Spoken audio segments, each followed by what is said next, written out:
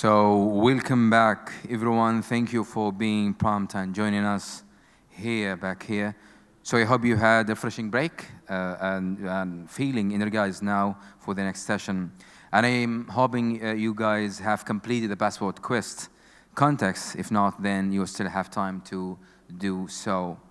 Next, we explore the intersection of AI and cybersecurity and how can we ensure responsible and secure AI adoption with the panel topic, Securing the Mind of the Machine, Ethical and Safe Governance of AI System. Please welcome our speakers, Dr. Jihad Al-Wahshi, Head of Data Management, Central Bank of Oman. Amira AlBusaidi, Executive IT Specialist, Ministry of Transport, Communications and Information Technology. Amila Kumanayake, Senior Expert, IT Governance, Ministry of Economy. And our moderator, Mr. Murshid Hinai, Cybersecurity Manager, NEMA Group. Ladies and gentlemen, a warm welcome to our speakers.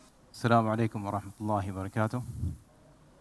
It is our pleasure to welcome you all to our panel discussion, which is on securing the mind of the machine, ethical and safe governance of AI systems, which is going to focus on how we can guide and control artificial intelligence in a safe and responsible way as AI becomes a bigger part of our daily lives, from simple apps to major business and government decisions. It is important to make sure these systems are fair, transparent, and used for the right purposes.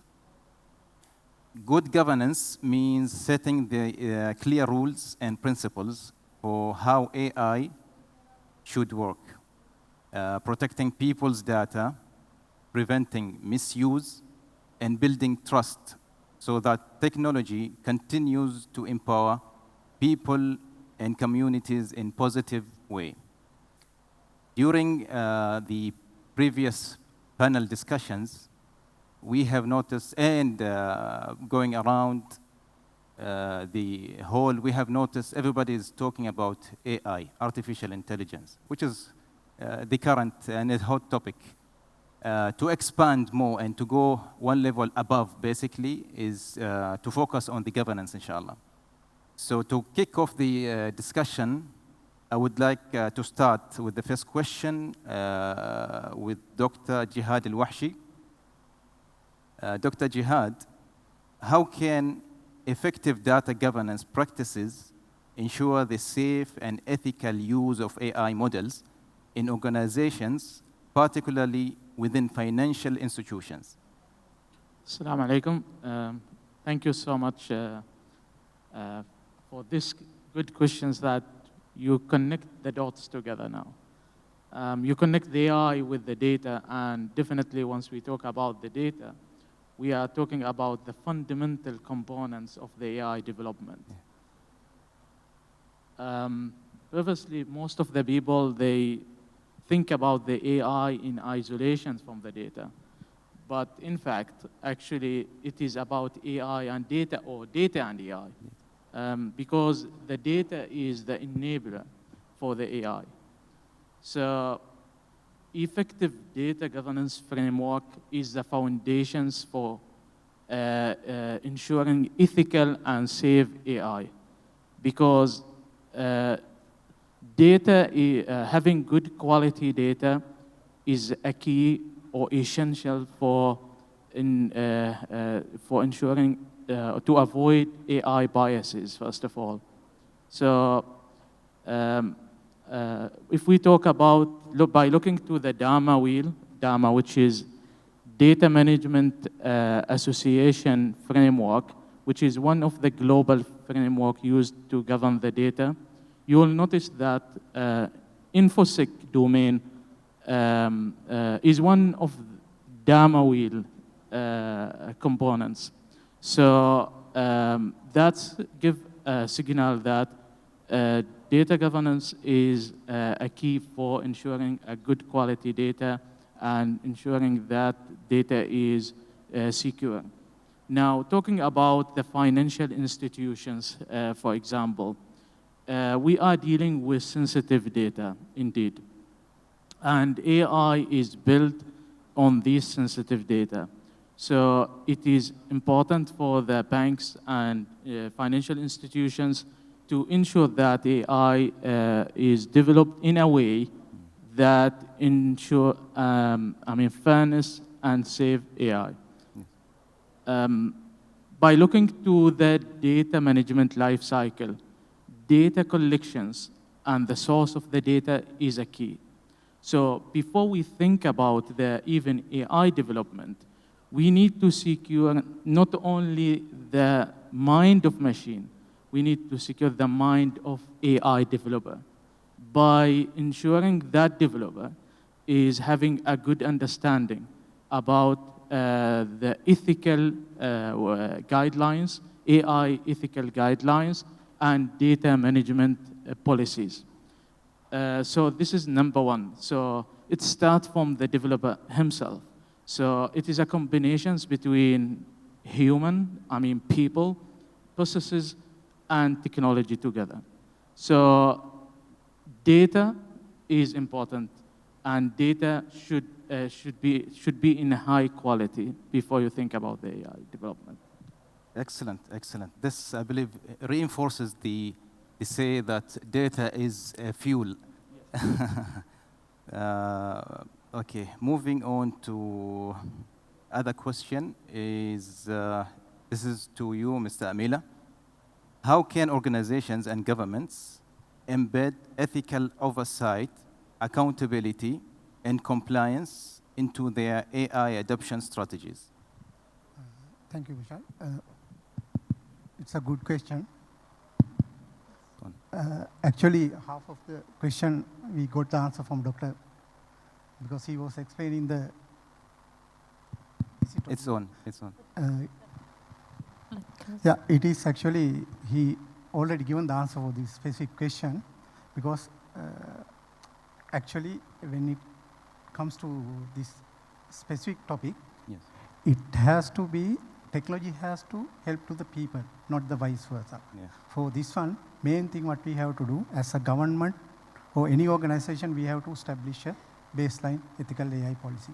Fortunately, part of Oman 2040 as well as Oman CERT, MTCIT, CDC, it's already in place. Top of that, been serving for government, it was easy for us, part of the digital transformation. So some guidelines, specific criteria we have to fulfill within the time frame. That's the important thing. Because it's not a one-time effort. It's a continuous journey. We have to keep improve, we have to move forward, monitor, this all things has to go together. Main thing what I was considering when it comes to this one, we have to, this establishment is the key transparency. Basically when it comes to AI, still people thinking, okay, this is part of the IT and it might be the compliance. No, it has to implement in between, cooperation in between IT, compliance, legal, ethics, as well as data scientist. It's a all combination. It's a teamwork. So at the end only spirit will come. So I believe I answer your question. Yes, yes.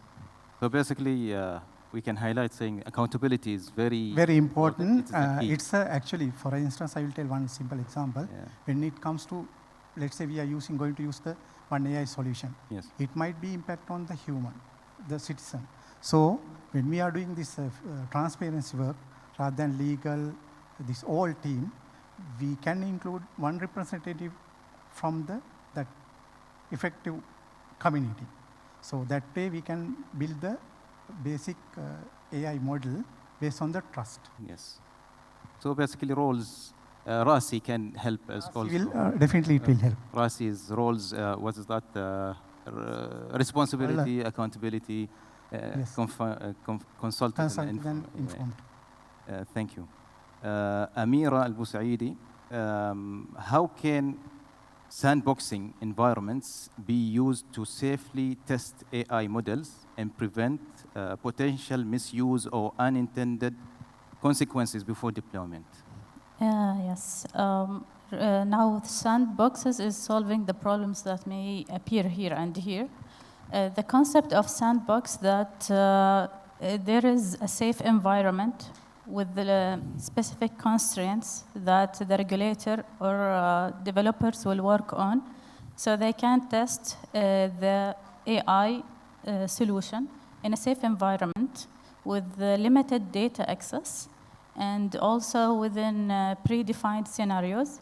So you can test the AI solution and build the trust on it. If there is any privacy leaks, bias, any problems that may appear regarding security and or maybe other issues like accuracy of results, it will appear in the testing period during the sandbox. So the sandbox helps in building the trust in that AI solution. So then you can take it further and deploy it for use. This is to reduce the risk on implementing the solution directly to the public, for example. And also it helps regulators because AI is one of the main issues now, that the governance of AI, regulations. So, to stop, we wait to put the regulations until then the AI solution can be implemented. We can start implemented into the sandbox, and we build the regulations by reviewing the results, because the regulators will be able to see the results and build on it any scenarios they should avoid in the future, or any regulations or policies they should put. So here AI will help in reducing any or eliminating any bias that can happen in the future. Excellent, excellent. There's go ahead. Add something. Go ahead. Actually, what I want to add top of this one. Go ahead. The algorithm audit we have to include under this one. Okay. So it will help for not to go for the bias level algorithm misuse and more. Yes. Data privacy, it will help for us to avoid such a catastrophe. Excellent. In fact, testing in a closed environment is one of the best practices we recommend, and everybody recommends before even going to production. One quick question is on the adoption of AI. Do you see it really healthy adoption? The fast pace of adoption, do you think this is healthy, or this is because this is emergent technology, but because testing is not fully completed, how do you think, or what's your take on you mean the adoption? Inside the sandbox itself? The adoption, the adoption of AI. Yeah. Do you think the cycle of testing fully completed? I think now technology is already there. Sometimes we cannot stop things until we regulate or we check 100%. Correct. And even the technology that is tested, maybe after using it, we'll find there are many problems that we were not aware about before. Yes, and many bugs may come later. So we cannot we cannot trust something 100%. Yes. I believe in being in balance. We don't stop things, but also we don't go very fast. That's why the concept of sandbox will help, because here you will let maybe the founders or a specific startup coming with AI solution to start adopting it, but with specific constraints until we feel, yes, now we trust it, you can go and deploy it. But this is now when we speak about sandbox, so we have regulatory sandboxes, which is related more to the governments, when the solution is coming from the government, or we should give permissions for the startups to go and sell it in the market. But today we find many AI solutions that already there in the in the web, and we are all using it, and we are not sure about our privacy there. But because it is already there, and now we cannot just stop it. Even the universities, when they try to stop their students from using ChatGPT and so on, they couldn't do that, and it is like telling them don't use Google. This is the same today. Thank you. So Jihad? Same point I would like to emphasize about first of all, we cannot stop the AI wave. We are living on the automation, and indeed, there's a use cases for the AI. Speaking about the banking industry, for example, where we are dealing with massive amount of the data, indeed, which goes beyond the capacity of the humans. So AI can help in enhancing the operational efficiency and enhancing compliance with laws and regulations. But you need, first of all, to educate your staff about the ethical use of those, AI tools. And also you need to have an oversight AI ethics committee in organizations in order to ensure that the AI is used in a way which comply with laws and internal policies and also external laws and regulations. Speaking about the banking, there's a complex environment with tightened regulations, not only from national context, but also from external context like FATF, Basel Committee, and so on. So the key message is to have dedicated, educated staff in AI and who appreciate the use of AI, and to have policies in place in order to find a balance about both of them. I just also want to add something for Dr. Jihad, that from Central Bank of Oman, they have a very successful story about fintech regulatory sandbox, which allows technologies from AI or any other fintech technologies to come there, and then they give the permission to go for the market. Excellent. Exactly. Just to add a point here, yes, at Central Bank of Oman, we have sandbox where we allow financial institutions and fintech companies to test their solutions in a regulated environment. So before they launch any solutions or AI solutions, they are certified from the Central Bank of Oman, and they provide them with the confirmation that their solutions is in compliance with the existing laws and regulations and policies. I think this is a good practice to ensure the safe and ethical use of AI in the banking sector.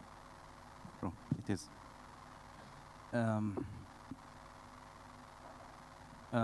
Okay. Moving on to Mr. Amila. How traditional GRC frameworks evolving to address AI, and why should ethical AI be viewed as an extension of enterprise risk and compliance programs? Good question. Again, it's linked with all other co-panelists. Typical traditional GRC, governance, risk and compliance, basically back to then we were focusing on financial integrity, cybersecurity and regulatory compliance. Yes. But this AI changed a lot because algorithm bias, so some society impact sort of things come to the picture because of the AI. But again, we cannot ignore, we have to go with that. So drastically, this GRC framework now changing to AI enabled. So through this way, the compliance, auditing, because when it comes to the coding level, so pros and cons both sides there. AI can use for good things as well as bad things. Okay. So compliance regulations, we have to follow all the ways to at least mitigate the risk. So this has to come from the top to bottom.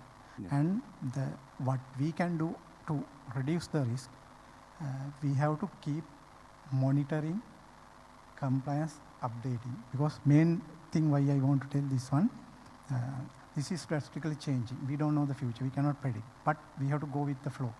So since it is not a one-time effort, it's a continuous journey. Ongoing, yeah, ongoing effort. Excellent. Dr. Jihad, how can financial institutions implement ethical and secure AI governance frameworks that align with regulatory requirements and enterprise risk management? As I said, we provide a regulated environment for the financial institutions sandbox lab, where we allow them to test their solutions in highly regulated environment. Also, we have an examination team, off-site examination team, who go and visit and conduct, auditing for the banks in terms of their data, in terms of the AI solutions, and to provide recommendations for them in order to ensure the compliance with the laws and the regulations. Also,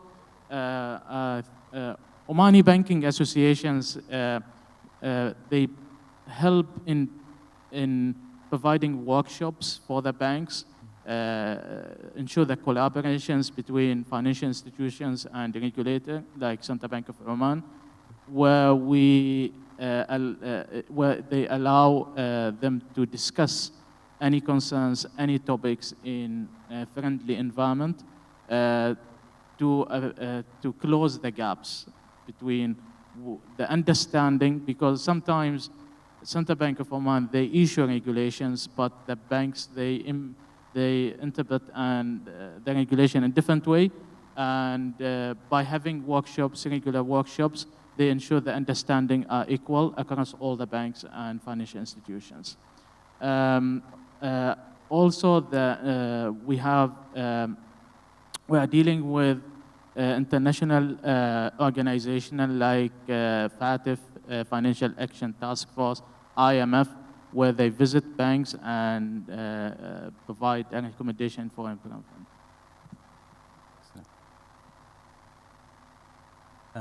Amira, what are the key challenges in implementing AI testing environments at scale for government and public sector organizations? Okay.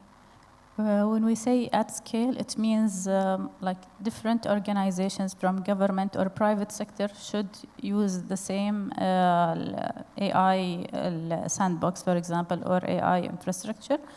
So here, the main problem, maybe it is not the technology, it is the frameworks and coordination between these organizations. So cross-coordination, it is a challenge. And also data access, because many organizations, they have too much restrictions on the data. So it will be a barrier in testing the AI solution across different environments. So these are the key challenges. We need, we need to agree on frameworks, to work all together on the same frameworks, and privacy also frameworks. And we have also to have the same ethics in dealing with the data, so to build the trust, and we can collaborate all together. There are some good examples. For example, in Singapore, they have initiated what is called generative AI sandbox to test the AI solutions. And then this is started in 2023, I think, or 2024. And this year, they have changed it to global AI assurance sandbox. So it can help in testing AI solutions at scale. So this is, I think, good example that we can learn from and see how it can be applied, for example, here in Oman. Excellent. Global, it means we can participate also. Yes. Excellent. Dr. Jihad, how can national and international collaboration standards and best practices help ensure AI adoption is ethical, secure, and aligned with enterprise and societal goals? Very good.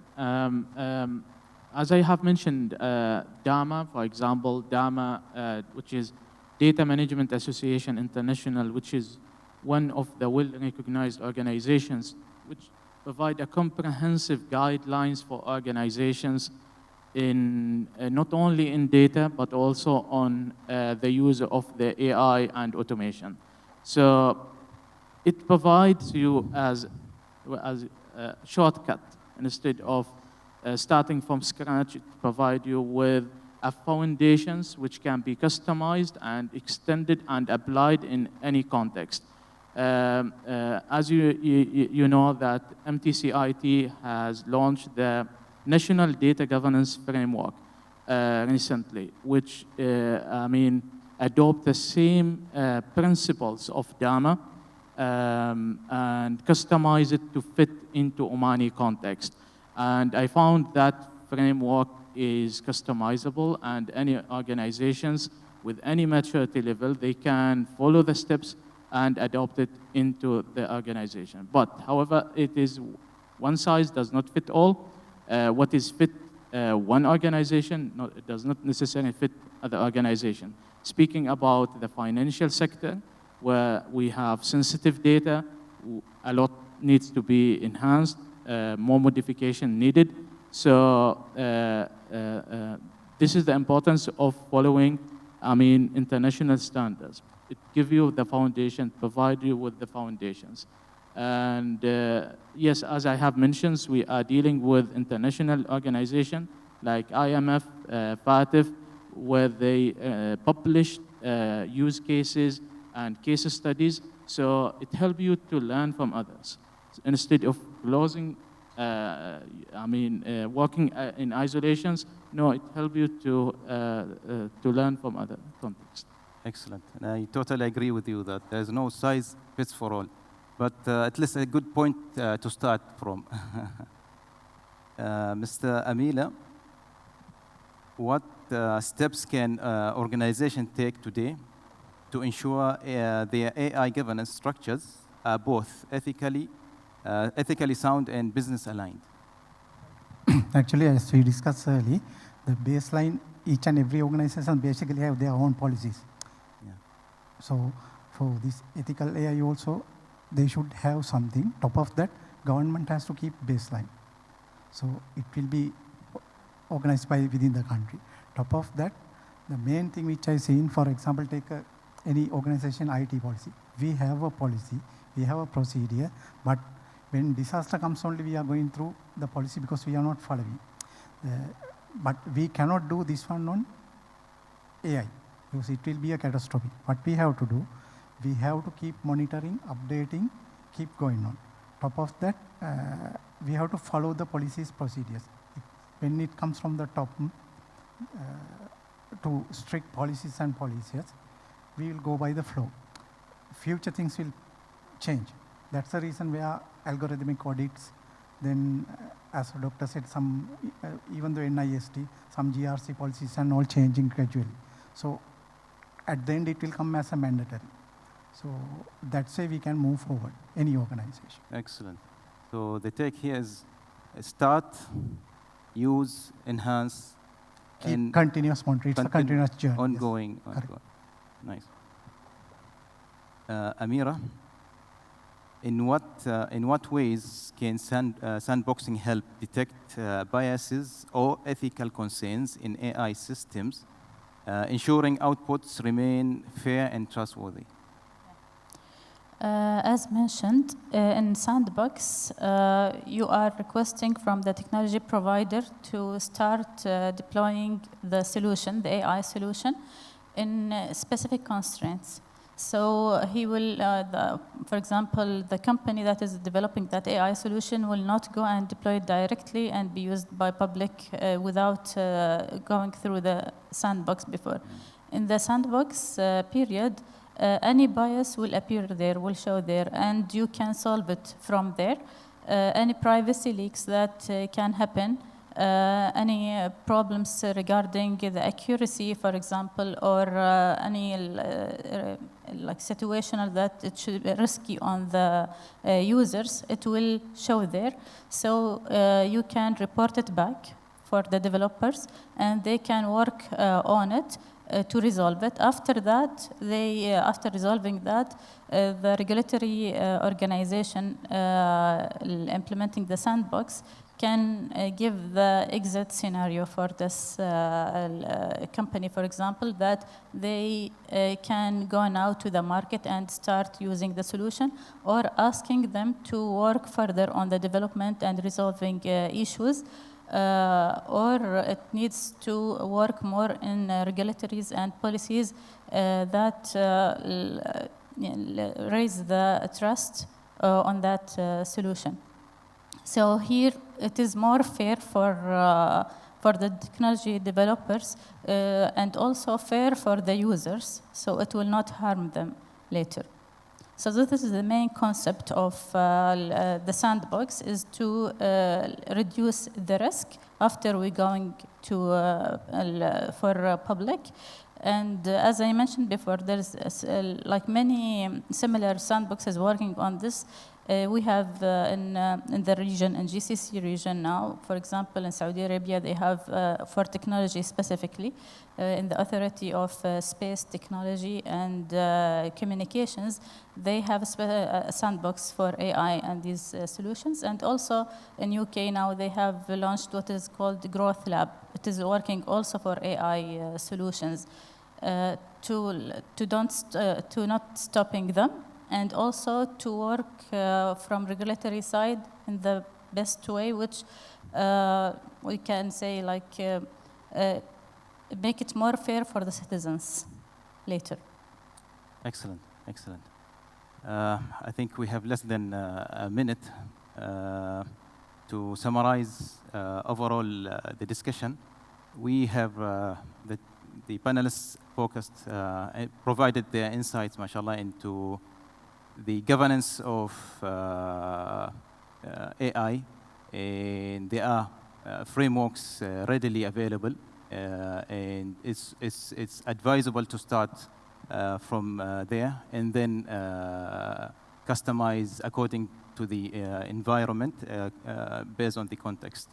As well as sandboxing helps ensuring and reducing the risks, and also the ongoing GRC framework. We have to start, then enhance, then again start and enhance as ongoing cycle.